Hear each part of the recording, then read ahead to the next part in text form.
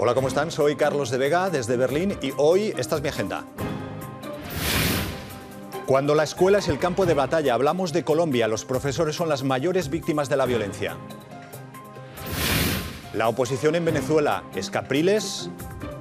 ¿Es Vecchio? ¿Es López o es simplemente la calle? El presidente del Bayern era el rico Robin Hood del fútbol hasta que un tribunal descubrió que todo el botín se lo quedaba él. Bueno, pues ya han visto, esos son nuestros tres temas para este programa con invitados excepcionales, así que no se vayan. El primero de ellos es Daniel Martínez, es periodista deportivo y es el responsable también de la información deportiva aquí en DW Deutsche Welle y columnista de Focus Online, máximo experto en el Bayern de Múnich. Daniel, gracias por estar en el programa. Con mucho gusto.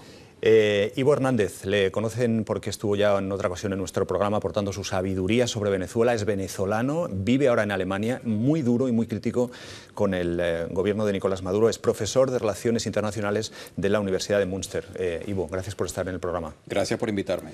Y por último, para poner un poco de paz en todo este escenario, tenemos a Soledad Granada, que es justamente eso, nada más y nada menos que investigadora para la paz del Giga Institute de Hamburgo. Soledad, gracias. Gracias a ustedes. Colombiana, además de origen, ¿verdad? Sí, colombiana. Y de Colombia vamos a hablar sobre este asunto, porque si la paz es complicada, muy difícil es en situaciones límite, como por ejemplo la que vive Colombia, en unos escenarios además muy particulares, las escuelas donde se educan a los niños, las escuelas donde los profesores intentan enseñarles. Bueno, pues es de los escenarios donde la violencia provoca más muertes. En el mundo hay miles de niños que son utilizados como soldados en algún ejército. Desde África, pasando por Oriente Medio y Asia hasta llegar a América Latina, específicamente a Colombia. Los niños se han convertido en un botín especial. Esta es una razón para atacar a la educación. Los grupos criminales buscan en los escolares nuevos reclutas y de paso eliminan a los maestros por ser sus protectores y líderes intelectuales. Esto es un fenómeno de gran alcance. Un estudio determinó que Colombia es el país donde se corre más peligro como educador, 140 víctimas mortales. Extorsiones y amenazas son parte de la rutina de los educadores en estas regiones.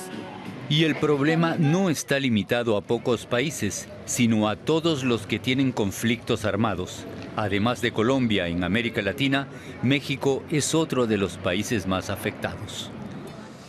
Bueno, México y todos recordamos el caso de la niña Malala también en Pakistán, pero nos vamos a centrar en América Latina y en Colombia. ¿Cómo es posible que una situación así, en un ambiente que en teoría tendría que ser tan pacífico, se pueda producir? Bueno, en Colombia está en guerra, entonces es natural que la población civil esté en juego, la población civil está amenazada por la violencia de la guerra. Y digamos que los maestros tienen un carácter muy especial en las zonas rurales en Colombia, porque tienen, además de ser maestros, que tienen, digamos, como lo dice el video, que tienen el cuidado del botín, que son los niños para los grupos armados, también son agentes, digamos, son actores de resolución de conflicto en las zonas rurales. La idea es que el maestro en la escuela, digamos, es como el representante del Estado y eso asusta tanto a los grupos paramilitares como a las guerrillas, o es porque el carácter que tiene un maestro de enseñar a vivir es lo que molesta a los grupos armados. Yo no sé si el maestro se vea tanto como representante del Estado, porque el Estado, mucha gente no entiende qué es el Estado, nunca ha visto el Estado realmente. El maestro es simplemente un líder comunitario, es alguien que es letrado, ¿no? Entonces mucha gente que es letrada acude a él para ayuda o para resolver conflictos entre vecinos, conflictos familiares. Entonces, digamos, es un líder comunitario y esa misma relevancia de actor como, digamos, mediador de conflictos en las comunidades le genera esta vulnerabilidad de ser un objetivo Hay un ejemplo que militar, leía hace poco en un pueblo en Palmira, en Tierra Alta, un pueblo en el que 10 casas, en 7 de las casas los hijos de las familias son, digamos que están involucrados en grupos armados. Con lo cual es muy complicado también para un maestro educar en un ambiente en el que prácticamente la mayoría de la población está involucrada de alguna forma con el grupo armado, ¿no? Claro, ese rol justamente es muy interesante. Estuve para el programa leyendo un poco, encontré una tesis de Mauricio Lizarral de la Universidad de Surcolombia que hace un estudio sobre los maestros en Tumaco y cómo ellos se autodefinen sus roles dentro de la guerra, ¿no? Porque finalmente la decisión de un joven de irse a la guerrilla, al ejército, a los paramilitares o a los grupos de narcotráfico es porque no hay otras opciones viables, ¿no? Entonces ahí el rol del maestro se autodefinían como entre los roles que vienen del miedo, como la normalidad, la indiferencia, el hacerse loco, ¿no? El aislamiento, otros que son actos miméticos, dice el investigador, como estar fresco, no dar papaya, tratar de actuar como dentro de los parámetros que los grupos armados permiten y hacer su labor de enseñanza. ¿Y qué pasa con todos estos maestros que se sienten amenazados o bueno, directamente amenazados de muerte en situaciones, en lugares pequeños o en pueblos como estos? ¿Abandonan las escuelas? ¿Cuál es la alternativa que les dan desde el gobierno? Desde el gobierno en realidad no hay, la única alternativa es el traslado, ¿no? Pero eso es una decisión que ya el maestro toma cuando su vida se ve amenazada, cuando ya no tiene otras estrategias de acción dentro del conflicto. La única, digamos, opción que tienen los maestros y que por eso, no sé si eso exacerba su vulnerabilidad, es sindicalizarse. De alguna forma eso les da un poco de visibilidad dentro del conflicto, registrarse dentro del Sindicato Nacional de Maestros y esto les da un poco de visibilidad dentro del conflicto. Justamente a partir de un estudio que hubo sobre sindicalismo, violencia contra sindicalistas en Colombia, fue que salieron estas cifras de cuántos maestros, entre el 85 y el 2011, 889 maestros fueron asesinados. 889, sí. Es una cifra que asusta, y más de 4.000 amenazados, con lo cual es algo... Bueno, si nuestra audiencia no lo sabía, Daniel Martínez, además de todas las cosas que hemos dicho que estuvo a punto de ser maestro y además es colombiano, con lo cual probablemente todo esto no te resulta tan ajeno, ¿verdad? Y con madre maestra. Y además. con madre maestra. Pero me causaba curiosidad porque es que había una época en la que los maestros eran la parte principal de una sociedad, eran el alcalde, el cura y el maestro y el policía, los que representaban de alguna forma el sistema de autoridad en la provincia del país. Eso era el Estado en las zonas rurales. Y creo que obviamente es una forma de atacar también un poco el Estado. O sea, no porque ellos representen el Estado en sí, sino porque hacen parte de él, lo personifican. Para mucha gente es la educación pública, es parte Claro. de este sistema. Leía que, por ejemplo, en escuelas rurales donde están amenazados hay programas de educación sexual, programas de democracia, proyectos musicales que les enseñan a los niños a tocar instrumentos en vez de a tocar armas. Claro, eso en un sitio en el que grupos armados o guerrillas lo que quieren es acaparar a esos niños, evidentemente no encaja, ¿no?, con la política de violencia de estos grupos, ¿no? No, otro problema es que esos profesores también son parte de la sociedad normal. Estos son los que reciben a los niños para educarlos, pero son vecinos de los padres de los niños y se tienen que entender también con ellos. Y ellos... Y que son gente a la que, como dije, mucha gente recurre como no hay juez, ¿no? Recurre como actor de mediación de los conflictos civiles en vez de recurrir a los grupos armados, ¿no?, que es la otra fuente de justicia en lo local. Y vos estabas apuntando algo que quieres decir seguramente, ¿no? No, estaba apuntando justamente el tema que me está dando porque me estaba pensando ideas al respecto de estas situaciones que se dan cuando el Estado no logra cumplir todas sus funciones y entonces en esos espacios iliberales es tomado por estos grupos que lamentablemente algunos de ellos incluso muy ideologizados, lo que atentan es justamente con eso, contra la institucionalidad, lo que ustedes están diciendo, que es, según el marxismo más radical que ronda en Latinoamérica, la multiplicación de la ideología liberal del Estado, supuestamente. Entonces atacan eso como una especie de que es una reproducción del modelo, pero muy triste porque le están disparando al bote. La educación, si existe alguna salida hacia el desarrollo, es la educación. ¿Es esto un problema silencioso del que hablamos hoy aquí o de vez en cuando hay algún programa, algún proyecto, alguna idea, pero digamos que existe la sensación de que los gobiernos, o que el gobierno colombiano en este caso, sean sensibles a esto que está pasando o lo están olvidando?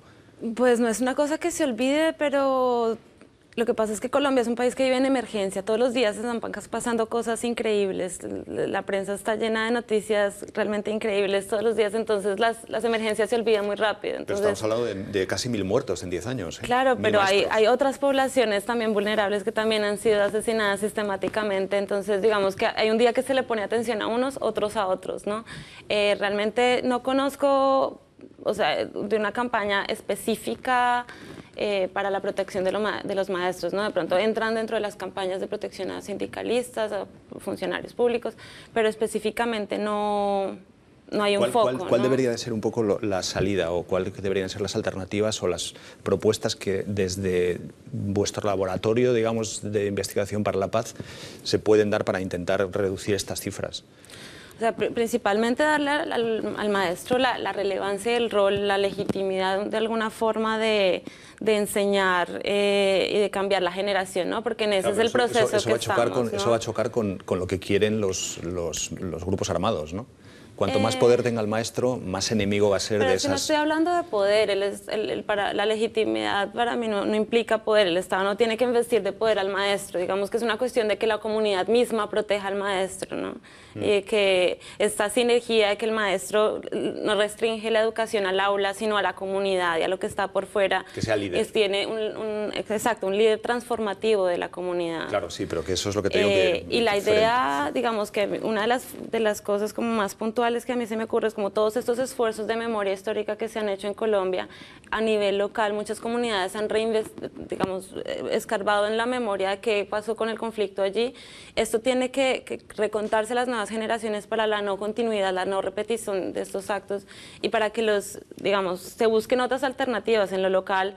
La gente no necesita realmente al Estado, ¿no? Necesita que no haya violencia para poder sembrar su comida, para poder desarrollarse. Daniel, Ivo, no sé si queréis añadir algo. Lo que decía Ivo, yo creo que eso sería un principio de solución. También lo que decía Ivo es rescatar esa creencia de que la educación es una forma de redimir al país, de redimir una sociedad, de salir adelante. Y cuando se entienda eso, se va también a entender un poco más el papel que tiene un profesor, qué tan importante es para la sociedad en sí misma. Vamos a cambiar de asunto porque si el problema de los maestros y de la violencia en Colombia es realmente grave, lo cierto es que la situación en Venezuela desde hace ya más de un mes también está llegando a un límite que parece increíble para muchos de nosotros. Hace un par de semanas teníamos aquí al embajador de Venezuela en Alemania. Hoy contamos con Ivo Hernández, que es muy crítico con el gobierno de Maduro, muy crítico con lo que está sucediendo en su país. Vamos a analizar precisamente desde el otro lado, desde la parte de la oposición, lo que está haciendo la oposición, lo que está haciendo bien, lo que está haciendo mal. Y Ivo, para empezar, querría que viésemos estas palabras de hace un par de semanas también, cuando Nicolás Maduro convoca la conferencia de prensa, la conferencia de paz que él llamó. La respuesta de Capriles era esta que escuchábamos. ¿A quién le conviene más hoy dialogar? ¿A nosotros o a Nicolás? Yo creo que a Nicolás. ¿Por qué? Si quiere abrir los ojos. La crisis económica que va a generar una crisis política, a ti te debería interesar que la crisis política no termine de llevarse por delante el gobierno. Ivo, en ese momento había 13 muertos, creo, sobre la mesa y creo que ahora ya son más de 20. ¿Es legítimo que un líder de la oposición como Capriles, que representa más de 7 millones de venezolanos, responda así a una propuesta de diálogo para la paz, con esta respuesta de táctica electoral? Hay tres variables que nombró Capriles allí que deberíamos diseccionar un poquito. La primera es el diálogo. ¿Qué es un diálogo? El diálogo solo puede darse, y aquí podemos citar a Habermas, a cualquiera de los ideólogos fuertes en la materia, el diálogo solo se puede dar cuando hay dos interlocutores horizontales, es decir, que tienen una validez igual y que no tienen intereses particulares sobre el resultado de ese diálogo, sino que dialogan en franco ambiente. Ivo, desde fuera lo que se ve es a un presidente de un país como Maduro convocando una mesa de diálogo al líder de la oposición que representa a la otra mitad del país, y el líder de la oposición le dice, no voy a hablar. Esa es una parte del discurso. La otra parte del discurso es un líder que insulta permanentemente a esa oposición, que cierra los medios, que estos programas son los programas que informan a los venezolanos, que los venezolanos no tienen fuentes. Eso estamos de acuerdo, pero ante esa propuesta de diálogo, esa propuesta de siéntense a hablar, mi pregunta es si realmente el líder de la oposición de un país puede negarse a ir a una mesa de diálogo, aunque sea para decir no ha servido de nada. Citemos a Mandela, por claro que sí, tiene que haber condiciones para ese diálogo. Muchas veces a Mandela se le obligó, se le decía, venga para que dialogue. Dice, no, yo no voy a dialogar si usted tiene presos políticos, si usted tiene un país reprimido, si no hay alimentos en la mesa y hay una cantidad de medidas. Pero aquí Capriles está hablando de interés electoral. ¿A quién le interesa negociar? ¿A quién no le interesa negociar? Y en ningún momento está mencionando a las víctimas, está mencionando a la violencia o está mencionando a lo que está sucediendo en la calle.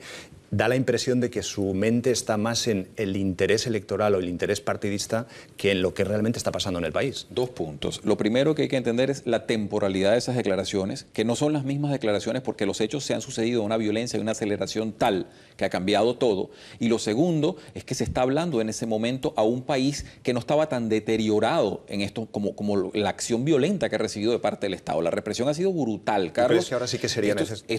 ¿Tú crees que ahora Capriles diría que sí a esa mesa de diálogo? Yo no sé realmente qué está manejando tanto Capriles como la Mesa de la Unidad como objetivo. Yo sé que hay un país que está muy hastiado porque el gobierno la ha reprimido brutalmente. Enseguida hablamos de eso, Ivo, pero ahora hablas de la Mesa Nacional, hablas de la oposición. También desde fuera, viendo la figura de Enrique Capriles, que ha perdido ya 3 elecciones, en cualquier otro país del mundo esas derrotas habrían acabado con un líder de la oposición. Y sin embargo Venezuela insiste en que Enrique Capriles es el líder de la oposición. ¿Tú lo ves como realmente eso? ¿Como el líder de la oposición de lo que está sucediendo hoy en Venezuela? Tendrías que dejarme hablar para decirte qué es o sobre qué plataforma se monta Enrique Capriles. Él está sobre un modelo que se llama la Mesa de la Unidad Democrática, muy parecida a la concertación chilena, que es la unión de una serie de partidos. Por haber muchos partidos en esa unión, es más lenta la toma de decisiones. Hay que entender como la Unión Europea. La gente dice, bueno, pero ¿por qué Putin se mueve más rápido que la Unión Europea? Porque poner a 25 personas de acuerdo es más difícil que poner a una sola. Este señor hace lo que quiere. Entonces, ¿qué pasa? En el gobierno se tiene una estructura completamente vertical.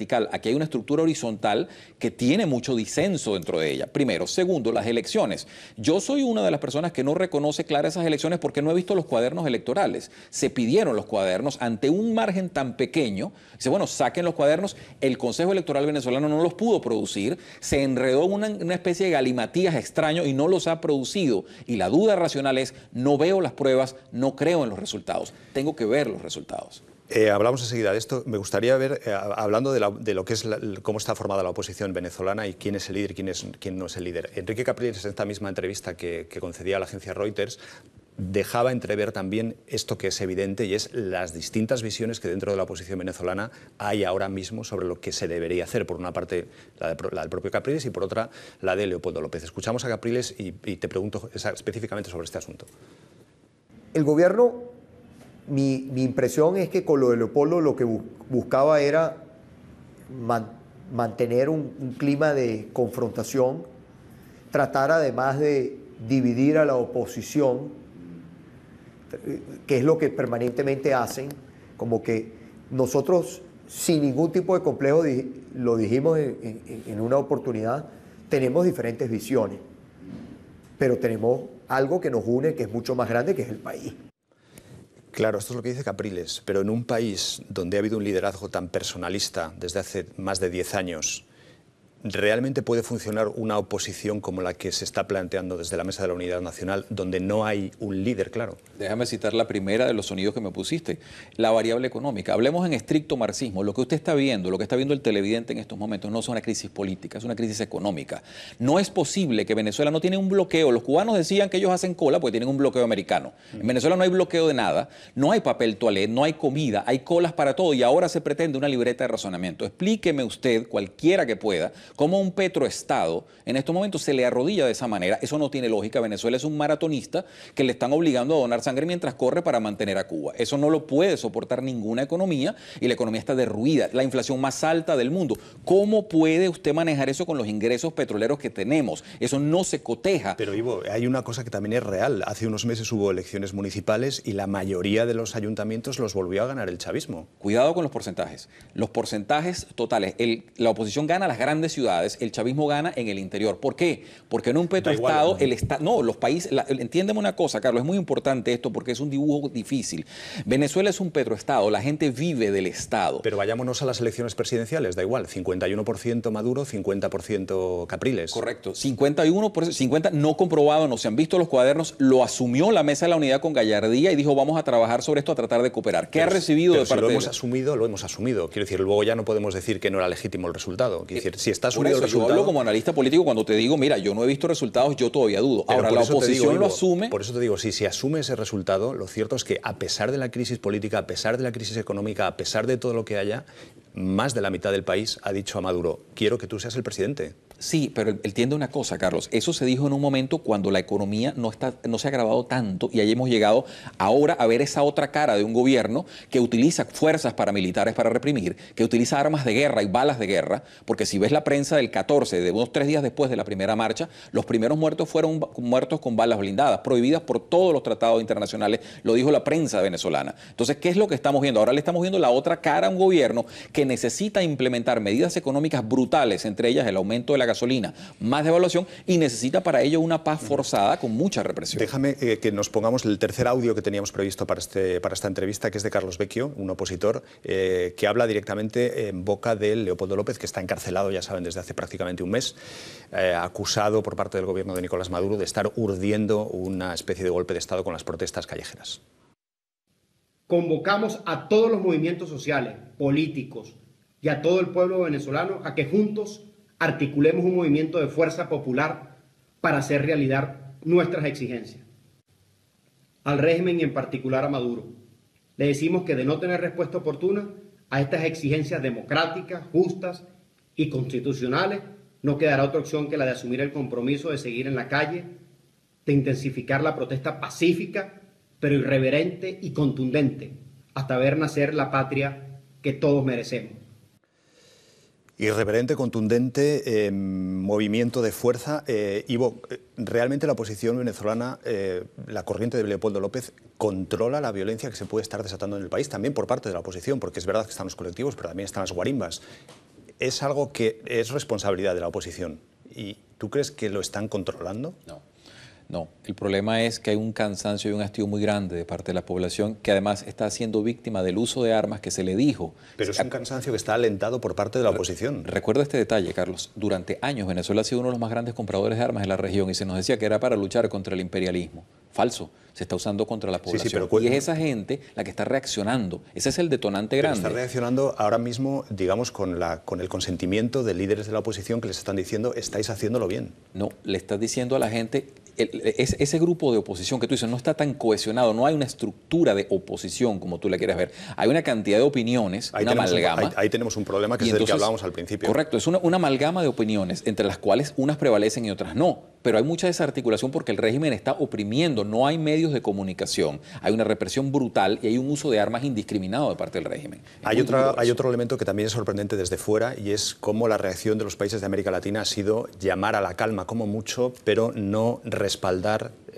a los movimientos opositores. Eso es lo más triste, que la región que ha conocido todas las dictaduras y todas las represiones ahora se confabule y vaya a Cuba, a las llamadas CELAC, todos estos presidentes, y ahora volteen la mirada cuando saben que Venezuela está muy mal, pero se está hundiendo en democracia. Pero estamos hablando de países serios, ¿sí? Estamos hablando de Brasil, estamos hablando de Colombia, estamos hablando en definitiva de países que saben lo que es la democracia y que están diciendo, ojo, por ese camino no vayáis. Y no están diciendo lo que tienen que decir en estos momentos, ni están llamando a un posible diálogo en el cual hubiese mediadores internacionales. Eso cambiaría porque, repito, vamos a la igualdad de actores. Están simplemente dando una mirada tibia, cual la tristísima posición de la OEA, que es decir, no vamos a intervenir. Aquí no se trata de intervenir, aquí se trata de favorecer a la democracia, que es un régimen que necesita ayuda interna y externa permanentemente en cualquier país. Daniel, tú que eres colombiano, ¿ves realmente a Uribe como uno de los urdidores de lo que puede estar pasando en Venezuela, como dice el gobierno de Maduro? Yo no veo al expresidente Uribe creando la situación de crisis económica que está enfrentando la ciudadanía de Venezuela. Yo escucho siempre que más que un llamado a la democracia o a derrocar a uno o a otro político, lo que está pidiendo la gente es comida. Pero el gobierno venezolano directamente acusa a Álvaro Uribe de estar incitando, digamos, la violencia dentro del país. Es muy bueno identificar siempre al enemigo de todos como el enemigo nuestro también. Hay también la acusación por parte de la oposición de que Cuba controla Venezuela. ¿Cómo es posible que un régimen moribundo como el cubano, Ivo, controle a la primera potencia de reservas del mundo de petróleo? A nivel psicológico no lo puedo explicar, pero a nivel político sí. Controlan la identificación, controlan los puertos, controlan la asesoría militar, controlan una cantidad de factores que son los resortes internos del aparato del Estado. Cuba en estos momentos toma las decisiones fundamentales que se manejan en Venezuela. Este presidente que tienen en estos momentos es un hombre formado en La Habana, como mucho de la dirigencia, que aparentemente es disímil, pero que toda responde a un interés bastante común. Y eso se puede decir incluso a nivel hemisférico. Pero hay muchas personas que responden a intereses oscuros. Todo esto, Ivo, sin que Venezuela se dé cuenta, o sin que la mitad de la población de Venezuela se dé cuenta y sigan apoyando a Maduro. Carlos, es un proceso que tomó años, tomó décadas. No subestimemos nunca a Fidel Castro. Es una persona que ha tenido la más longeva dictadura en toda Latinoamérica y que ha sabido utilizarla con la asesoría de buena parte de los países comunistas de la Europa del Este y de lo que fue la Unión Soviética. De manera que es un hombre muy versado y que tiene un cuerpo de seguridad y de inteligencia mucho más grande y superior a lo que puede ser otro país, y vive de ello. Él no tiene opción, de ello depende. Entiéndase, Venezuela sin Cuba es un país pobre con problemas. Cuba sin Venezuela tiene que llamar y sentarse con los norteamericanos a negociar la transición de una vez. Es una democracia que no ha tenido un año nunca en negro. Todo es en rojo, es una economía parásita. No ha vivido nunca de sus propios recursos, no tiene recursos. Castro es nulo en economía. Él no ha producido nada, no sabe cómo producir. Al final lo que pasa es que yo me pregunto, y escuchaba a Nicolás Maduro hablar el otro día en uno de los discursos que decía: somos el gobierno de los pobres de Venezuela. Y me preguntaba, los gobiernos que no fueron chavistas antes de Maduro, antes de Chávez, ¿qué hicieron esos gobiernos por los pobres de Venezuela? Hicieron mucho, hicieron una gran clase media, que es precisamente lo que este régimen niega, como dijo el ministro de Educación. No queremos hacer una clase media para que no se nos vuelvan escuálidos. Imagínate ese desprecio. Y porque tuvieron tanto éxito, llegó Chávez al poder. Y entonces, ve el detalle. No, es que lo que pasa es que es un modelo que duró un tiempo y no se reformó. Todos los modelos tienen que reformarse, ¿entiendes? Es un problema que todo sistema político tiene que en algún momento replantearse. Pero, Venezuela no lo hizo. Chávez supone una ruptura y una promesa para mucha gente pobre en Venezuela de vamos a ir a haceros que viváis mejor. Es correcto, no es una evolución y distribuyó una renta petrolera muy mal hecha con un sistema paralelo del Estado y lo desfalcó a tal punto que el Estado está arrodillado, está endeudado, no hay nada que repartir sino que reformar. Entonces no podemos vivir de eso de que Chávez vino e hizo, sí lo hizo, pero lo que estamos viendo es una represión brutal, articulada por un régimen que tiene en estos momentos manejos con otro régimen. Está muy delicada la situación y yo no soy optimista a corto plazo, a menos que este régimen entienda su rol histórico y pero tiene que saber... Más allá del régimen, lo que me gustaría dejar claro de tu entrevista es si la oposición realmente tiene claro su rol, o si hay una oposición cohesionada como para decir: esto es lo que queremos salir a la calle y protestar, queremos montar una guerra civil, queremos hablar con este señor o no queremos hablar. Pero si nos proponen hablar, no hablamos. Si salimos a la calle, sí, pero sin violencia. Si hay violencia, no es culpa nuestra, es de los otros. ¿Dónde está el discurso de la oposición venezolana? Te puse el ejemplo de la Unión Europea con Ucrania. Búscame la posición coherente. No, pero hablemos de lo digo en Venezuela, esto, pues son 25 actores. Pero en la mesa son 17. Hablemos de Venezuela. ¿Cuál es tu opinión del discurso cohesionado de la oposición venezolana? ¿Dónde está? Es que no hay una oposición venezolana. Tienes una cantidad de partidos que han sido vapuleados durante 15 años, no tienen presupuesto, no tienen nada, y un régimen que tiene todo en sus manos y además los medios de comunicación. Ahí tenemos un problema, es lo que te cuento. Es un problema fundamental que tiene Venezuela en estos momentos. Déjame, porque estamos acabando la entrevista, y quería Soledad, que nuestra experta en la paz, que nos diga qué podemos hacer en Venezuela. ¿Qué podemos hacer en Venezuela? En 30 segundos, además. En 30 segundos. Bueno, yo de política no voy a hablar sobre Venezuela porque estamos demasiado cerca, pero yo creo que el problema realmente de Venezuela es la estructura económica, ¿no? Es una población netamente urbana, no hay otra actividad económica por fuera del petróleo, una dependencia completa. Entonces, ese mismo discurso que he hecho yo para Colombia es el tema de cambiar a una autosostenibilidad, ¿no? Que los ciudadanos se vuelvan responsables de su sostenimiento. Es un proceso también muy lento, claro. Una reagrarización de pronto de la población.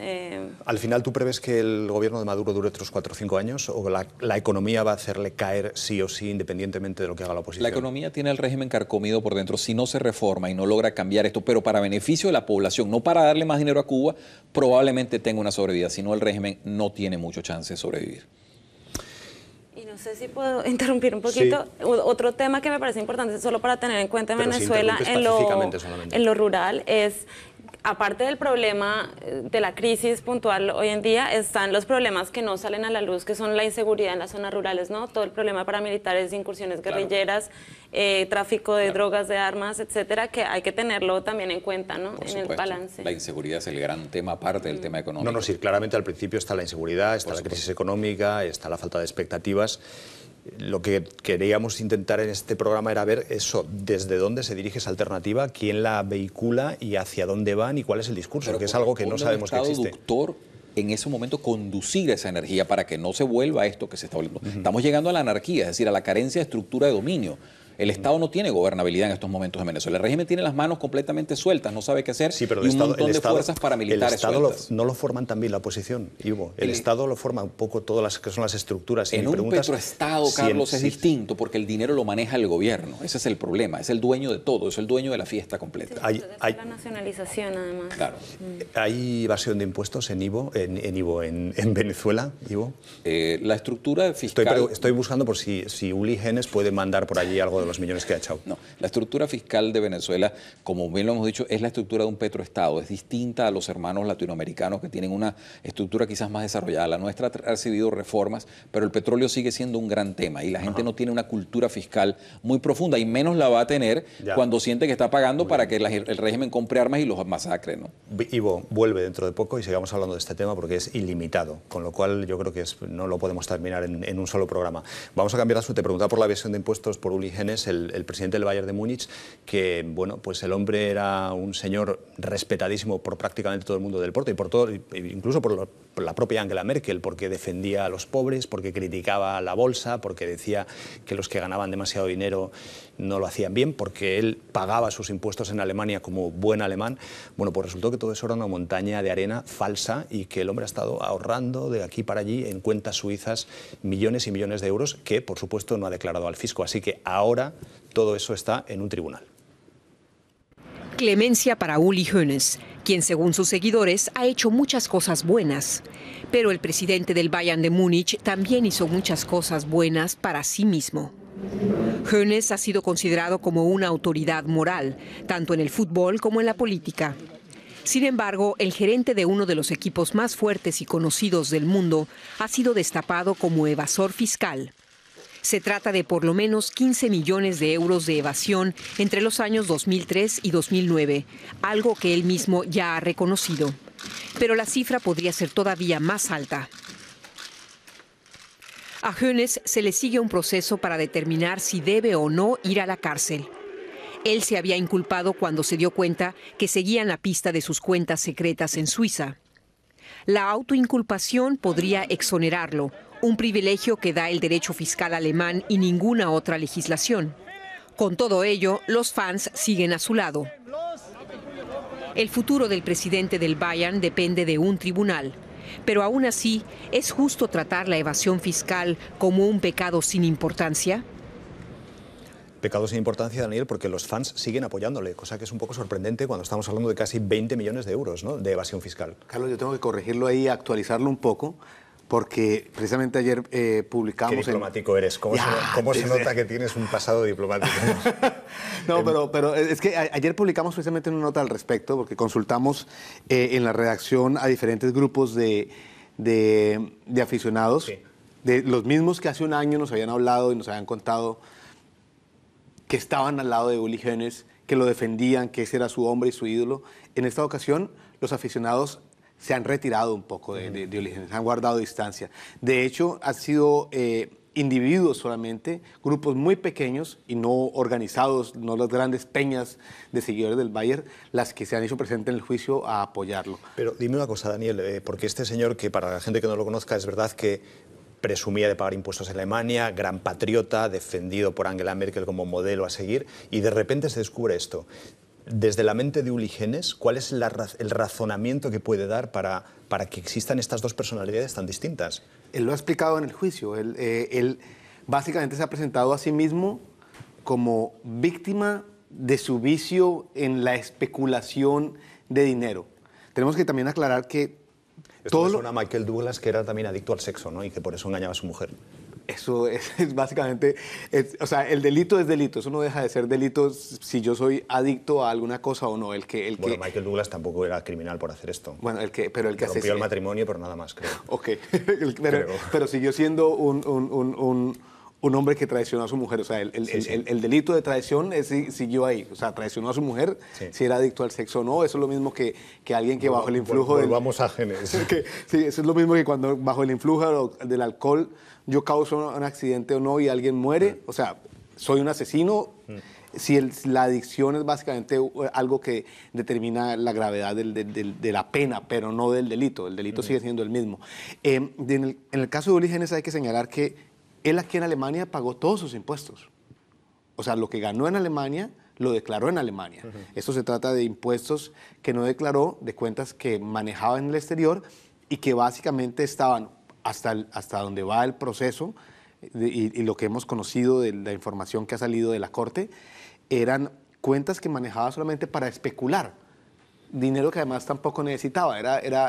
Eso es un amigo suyo le da dinero para que juega con él en bolsa y jugando, aquello va creciendo y se descontrola, ¿no? Básicamente, pero también hay la duda de que este amigo que le dio el dinero para jugar de Adidas, ¿no? Era el expresidente de Adidas, se lo dio, cosa curiosa, despierta suspicacias, no tiene nada que ver con el juicio, pero pues hay que también contarlo, se lo da antes de que Adidas, o poco antes de que Adidas se convierta en accionista del Bayern Múnich. O sea, solamente se pueden especular y crear suspicacias. El caso es que es un dinero que le dio este hombre de Adidas a su amigo Uli Genes como personas privadas para que él se dedicara a su pasatiempo, que era especular en la bolsa. ¿Y por qué los patrocinadores mismos no le sacaron del Bayern de Múnich a Uli Genes? Es una muy buena pregunta, porque hay un miedo muy grande de que separar a Uli Genes es desmembrar un poco el club. No tenemos que olvidar que el papel de Uli Genes en este Bayern Múnich que conocemos, en el que actualmente es el equipo más importante y más poderoso del fútbol internacional, no solamente en lo deportivo, sino en lo económico también. Es el único club grande internacional que está libre de deudas. No tiene deudas, no tiene sino activos. Sí, hombre, aquí hemos hablado ya, y lo has venido tú a contar, que es un club modelo, ¿no?, para todo el fútbol europeo. Se acaba de comprar a sí mismo toda la deuda del estadio que tenía. Sí. Un estadio que construyó hace menos de 7 años. Y ya lo pagó. ¿Su figura tú crees que se va a quedar rehabilitada después de este juicio, incluso aunque sea culpable? Bueno, culpable es porque lo ha reconocido él. Culpable es porque es que no hay inocencia. O sea, aquí es un juicio que curiosamente se trata no de decir si él es inocente o culpable, pero se va a saber separar. De qué tan culpable ¿Tú crees que al final quedará Uli Genes como la gran figura del Bayern, independientemente de esto? Los méritos que ha hecho para ser la gran figura del Bayern no se los van a poder quitar nadie. Él hizo de este club lo que el club es hoy, el mejor equipo del mundo y el más poderoso. Él recogió hace 35 años aproximadamente cuando llegó al Bayern, tenía 27 años cuando se volvió gerente del Bayern. Encontró un equipo, un club con deudas, sin dinero para pagarlas, con una sequía de éxitos deportivos, por lo menos en la Bundesliga que llevaba ya 5 años. Y en el transcurso de meses... Yo estoy dándome cuenta que te queda bastante bien Uli Genes. ¿No te habrá dejado a ti alguna parte de...? No, ya quisiera yo. Por lo menos que me diera lo que jugó en la bolsa y lo que perdió en la bolsa en un solo día, que confesó en el juicio, Daniel, 18 millones en un solo día. Pero tú conectas esto con lo que puede ser todo el mundo del fútbol, sobre todo el fútbol europeo, que se mueven millones. Hablabas antes de lo que es el contrato, el expresidente de Adidas le da el dinero justo cuando coincide con que le patrocinan. Todo esto es dentro de la negritud que hay en el fútbol. El caso Neymar que veíamos en Barcelona hace poco con el contrato. Es decir, ¿todo está conectado con lo mismo o no tiene nada que ver? Hombre, que el fútbol mueve mucho dinero, no hay que negarlo, es evidente. Dinero, digo, que es dinero no legal o ilegal, oscuro o menos oscuro o completamente iluminado. El caso es que el fútbol mueve dinero. Es simple verlo en el caso de Uli Genes, alguien que va y confiesa que de su propio capital, que esto es importante decirlo también, es que al que se está juzgando es a la persona privada y no al funcionario del Bayern. Ya. Porque lo hizo todo con su propio dinero.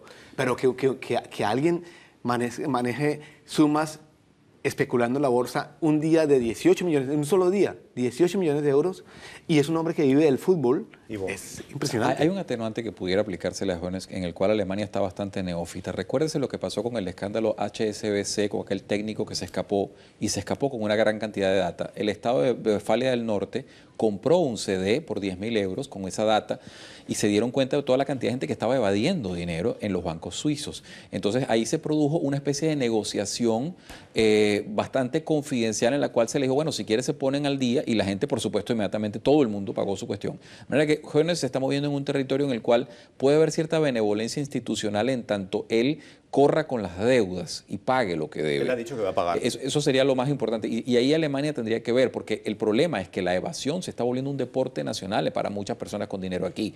Y que lo que Suiza, los escándalos con Suiza no son nuevos. Ha habido muchos roces de la Unión Europea en general y de Alemania en particular con el gobierno y las instituciones suizas. Por eso el secreto bancario, que es un secreto donde lo que se ve es que se albergan estos dineros sucios. Nos quedan 2 minutos, pero antes quería dejar la última palabra a Daniel, pero Soledad, yo no sé qué...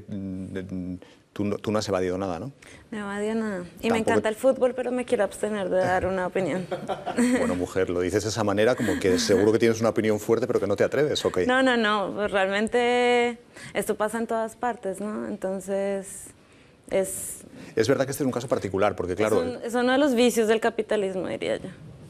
Lo de coger el dinero y meterlo en el colchón, ¿no? Lo que querer más, entonces, pues pagar menos. Es que es verdad que este caso es particular porque por una parte es su dinero, o sea, no es el dinero del club, y luego es cierto que esta cosa especial de que él sin querer como que se le fue inflando aquello, ¿no? Bueno, sin querer usted... Bueno, sin querer.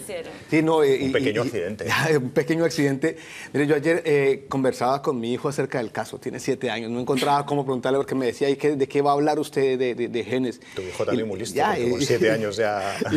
No, porque me preguntó de qué iba a venir a hablar esta vez con ustedes aquí en Agenda. Y entonces me tocó explicarle que era de un señor que se quedó con un bombón que tenía que habérselo dado a otra persona. Y me dijo, se quedó con un solo bombón porque yo escuché que fueron 100. La fábrica entera. Es cierto, eso, o sea, hasta ayer era por lo menos era un solo bombón. Uno decía, ok, bueno, y él ha hecho tantas cosas buenas y tiene una carrera tan meritoria.